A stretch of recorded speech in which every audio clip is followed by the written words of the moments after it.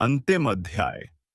जब सारा खेल समझ में आने लगता है, मछली कहती है, मैं समुद्र ढूंढ रही हूं। वह जीवन भर तैरती रही, कभी पहाड़ों में, कभी घाटियों में, कभी शास्त्र पढ़े, कभी गुरुओं से मिली, कभी ध्यान में बैठी तो कभी साधना की। पर जिस दिन उसे शांत होकर अपने ही अस्तित्व को देखा, उसे एहसास हुआ, मैं तो हमेशा से समुद्र में ही थी। लेकिन मछली को ये क्यों समझ नहीं आया? क्योंकि उसका दिमाग, उसका कंडीशनिंग हर पल कुछ ना कुछ बनाने में लगा हुआ था। कंडीशनिंग क्या है? कंडीशनिंग वो है जो तू देखे बिना ही मान चुका है, जो तेरे मन में किसी और ने डाला और अब तू उसी की तरह सोचता है। उदाहरण एट। अगर तू रोता है तो तुझे सिखाया गया, मर्द रोते नहीं, तो अब तू दर्द भी हंसते हुए झेलता है। क्यों? क्योंकि तेरी कंडीशनिंग तुझे रोने की इजाजत नहीं देती। उदाहरण दो। अगर तू ध्यान करता है तो तू सोचता है, मुझे शांति मिलनी चाहिए। अब तू हर दिन उस शांति को ढूंढ रहा है जो तेरे दिमाग ने ही कल्पना की है, और तू शांति से और दूर होता जा रहा है। क्यों? क्योंकि तू शांति को एक स्थिति बना चुका है, कोई जीवित अनुभव नहीं। माइंड कैसे खेल खेलता है? माइंड डरता है अज्ञात से, तो वो तुम्हें हर चीज में नक्शा देने लगता है ताकि तू कंट्रोल में रहे। जैसे एत, तूने सुना कुंडलिनी जागरण से परमात्मा मिलता है। अब तूने एक इमेज बना ली, मुझे ऊर्जा सिर से ऊपर उठानी है, फिर एक दिन प्रकाश होगा और मैं मुक्त हो जाऊंगा। लेकिन रुक, वो इमेज किसने बनाई? तेरे ही माइंड ने, उसी कंडीशनिंग ने। अब तू उस इमेज के पीछे दौड़ रहा है, जैसे गधा गाजर के पीछे। जिसे तू आत्मिक खोज कहता है, वो भी एक नया ईगो ट्रैप बन जाता है। कंडीशनिंग की चाल सबसे गहरी तब होती है जब तू सोचता है, अब मैं समझ गया हूं। एग्जाम्पल, तू कहता है, मैंने जान लिया कि सब कंडीशनिंग हैक है, और फिर तू इस समझ से एक नया मैं बना लेता है। अब मैं कंडीशनड नहीं हूं, मैं समझदार हूं, जागरूक हूं, दूसरों से बेहतर हूं। बस यहीं तू फिर से फंस गया। माइंड ने फिर से तुझे एक नई इमेज दे दी, और तू पुराने पिंजरे से निकलकर एक नया पिंजरा पहन लेता है। तो क्या किया जाए? कुछ नहीं, सिर्फ देख, गहराई से देख। हर ख्याल, हर पहचान, हर उम्मीद, उसमें छुपी कंडीशनिंग को देख। मैं अच्छा हूं कंडीशनिंग है, मुझे अनुभव करना है कंडीशनिंग है, मैं बदलना चाहता हूं भी कंडीशनिंग है। तभी शायद महापुरुष चुप हो जाते हैं, क्योंकि वो जान जाते हैं कि जो कहने लायक है वो शब्दों से परे है, और जो शब्दों से कहा जा सकता है वो फिर से किसी की नई कंडीशनिंग बन जाएगा। भगत सिंह ने फांसी से पहले कुछ नहीं मांगा, क्योंकि शायद उसने उस मैं को देख लिया था, जिसे इस दुनिया में कुछ भी चाहिए नहीं था। बंदा सिंह बहादुर ने सब कुछ खोकर भी मुस्कुराया, क्योंकि शायद उसने जान लिया था कि जो कुछ भी छिनता है वो मैं कभी था ही नहीं। अब ये लेख नहीं, एक आईना है। तू देख, तू ऑब्जर्व कर, तू रुक जा, मत भाग, मत जोड़, मत घटा। क्योंकि तू मछली है और तू सागर में है। तू बस कंडीशनिंग की लहरों में डोल रहा है।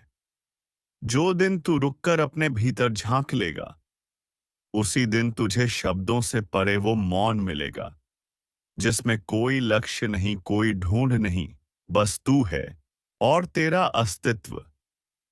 और तब तू मुस्कुराएगा, बिना वजह, क्योंकि तेरे भीतर एक मौन होगा जो कहेगा, मैं वही हूं जिसे मैं जीवन भर ढूंढता रहा, और अब कुछ भी पाना बाकी नहीं, समाप्त नहीं, बस मौन की शुरुआत। हनी की ओर से हर उस आत्मा को जो सच में जीना चाहती है। कंडीशनिंग, थाली में परोसा गया जार सा जीवन। कंडीशनिंग का मतलब है तेरे सोचने, महसूस करने और जीने का तरीका तूने खुद नहीं चुना, तुझे सिखाया था, अज़र से सिखाया गया। जैसे तू अच्छा इंसान बनने की कोशिश करता है, लेकिन किसने परिभाषित किया अच्छा? समाज ने, धन ने, परिवार ने? तूने खुद से कब पूछा कि अच्छा होना मतलब क्या होता है? तू मेडिटेशन करता है। क्यों? क्योंकि तुझे कहीं से सुनाया गया कि इससे शांति मिलेगी। पर तेरा दिमाग है अब उस शांति की तस्वीर बना चुका है। वो जब तक नहीं आती तू बेचैन रहता है। मतलब तू अब भी आजाद नहीं, तू बस पुराने बंधन से निकलकर नए बंधन में फंस गया। माइंड का असली खेल, छुपी हुई चालें। माइंड की सबसे खतरनाक चाल ये है, तू सोचता है तू समझ गया है, उसी क्षण माइंड तुझे एक नया समझदार मैं दे देते, मौन दे देता है। उदाहरण एक, तू कहता है अब मैं ध्यान में रहने लगा हूं, मैं जागरूक हूं। माइंड कहता है वाह, तू दूसरों से अलग है। बस, तू फिर से फंस गया। अब तू जागरूक व्यक्ति की कंडीशनिंग में आ गया।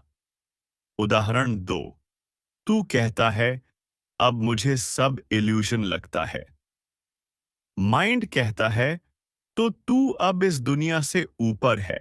तू अब उदासीनता का मुखौटा पहन लेता है और तुझे लगता है कि तू डिटैच्ड हो गया है, लेकिन अंदर से तू अभी भी अप्रूवल, आइडेंटिटी, सेफ्टी ढूंढ रहा है।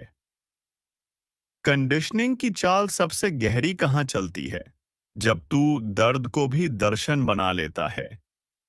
कोई तुझे धोखा दे दे, अब तू कहता है ये तो कर्मा है, या मैं सीखने के लिए ही यहां हूं, या ये भी माया का हिस्सा है। तू फिर भी दर्द से बच रहा है, सच को सीधा देखने की बजाय उस पर दर्शन की चादर डाल रहा है।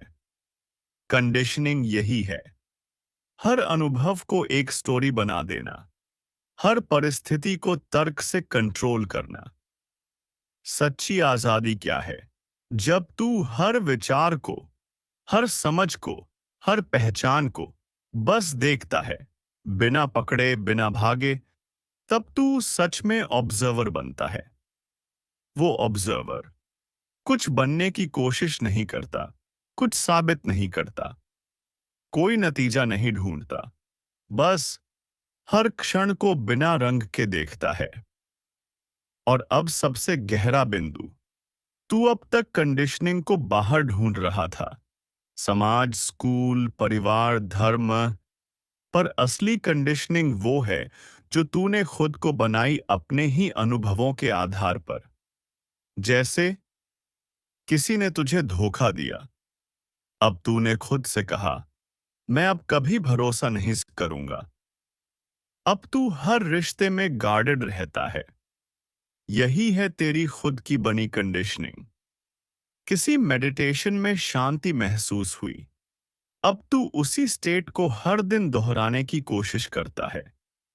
अगर वो न मिले तो तू दुखी हो जाता है। अब तू स्पिरिचुअल एक्सपीरियंस की भी गुलामी में आ गया। इसलिए महापुरुष चुप हो जाते हैं, क्योंकि वो जानते हैं शब्दों से सच्चाई नहीं मिलती, शब्द सिर्फ नई कंडीशनिंग पैदा करते हैं। इसलिए गुरु नानक मौन में मुस्कुराए, इसलिए बुद्ध ने सिर्फ कहा आओ और देखो, और इसलिए ओशो ने कहा जिसे समझना है उसे अनुभव से समझो, ना कि किताब से, ना ही गुरु की आंखों से। अब तुझसे एक सवाल जो जवाब नहीं, बस मौन मांगता है। तू जो अभी है, क्या वो तेरे अनुभवों की निर्मित परतें हैं, या तू खुद कोई देखने वाला है जो जो इन सबको बिना पहचान के देख सकता है? अगर तू रुक कर देख सके, तब तू कंडीशनिंग से बाहर आने की शुरुआत करता है। तो अब ये अध्याय नहीं, एक एक दरवाजा है, जहां ना कोई बनने की चाह है, ना कुछ पकड़ने की जल्दी, ना खुद को साबित करने की मजबूरी। बस एक गवाह, एक साक्षी, जो जानता है कि वह समुद्र है और सारी लहरें बस एक खेल हैं।